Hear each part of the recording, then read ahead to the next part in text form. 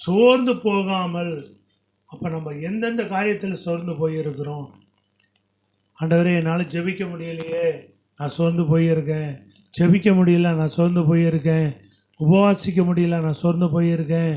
தேவ சமூகத்தில் முன்பு போல் என்னால் காத்திருக்க முடியல, நான் சோர்ந்து போயிட்டேன். ஆண்டவரே, ஆதி நாட்களில் தேவனை தேடின நாட்களில் மணிக்கணக்கில் தேவ சமூகத்தில் நான் காத்திருந்தேன்.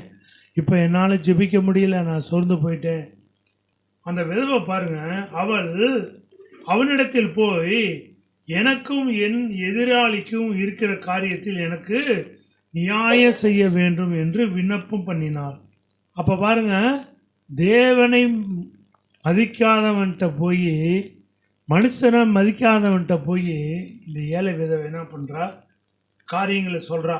எனக்கு நீங்கள் நியாயம் செய்ய வேண்டும், எனக்கு நீங்கள் நியாயம் செய்யுங்க என்று விண்ணப்பம் பண்ணினார். வெகு நாள் வரைக்கும் அவனுக்கு மனதில்லாது இருந்தது. இதுதான் தேவ பிள்ளைகளாகி நம்ம நினைக்கிறோம். ஆண்டவரே, நான் இந்த ஜெபத்தில், இந்த காரியத்தில் ஜெபத்தில் வச்சிருக்கிறேனே, என்னுடைய காரியத்தை குறித்து இதை நீங்கள் கேட்க மாட்டேங்கிறீங்களே அப்படின்னு சொல்லி வெகு நாள் வரைக்கும் நம்ம ஜெபித்து கொண்டு இருக்கிறோம். குழந்தைக்காகவோ, ஒரு வீடு கட்டுகிற காரியத்துக்காகவோ, ஒரு ஆசீர்வாதத்துக்காகவோ, வேலைக்காகவோ என்ன பண்ணிகிட்ருக்கோம்?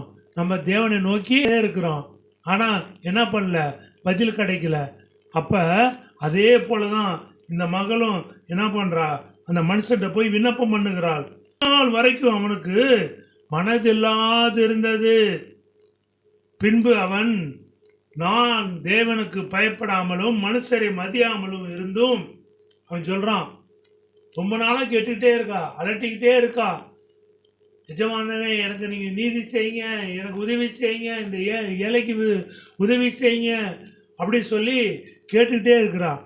கேட்கும்போது பாருங்க, அவன் சொல்கிறான், நான் தேவனுக்கு பயப்படாமலும் மனுஷரை மதியாமலும் இருந்து, நான் தேவனுக்கும் பயப்படலை, மனுஷனுக்கும் மதிக்கலை.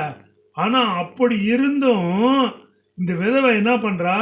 என்னை எப்பொழுதும் தொந்தரவு செய்கிறபடியினால் இவள் அடிக்கடி வந்து என்னை அலட்டாதபடிக்கு இவளுக்கு நியாயம் செய்ய வேண்டும் என்று தனக்குள்ளே சொல்லிக்கொண்டார். அப்போ தேவனை அறியாத ஒரு மனிதன், மனுஷனை மதிக்காத ஒரு மனிதன், அவனுக்கே இந்த ஏழைக்கு உதவி செய்யணுங்கிற அந்த உணர்வு வரும் அப்படின்னா, தேவன்கிட்ட நம்ம ஒரு விண்ணப்பத்தை வைத்தோம்னா அவர் அந்த விண்ணப்பத்தை என்ன பண்ணுகிறார்? கேட்கிற தேவனாக இருக்கிறார்.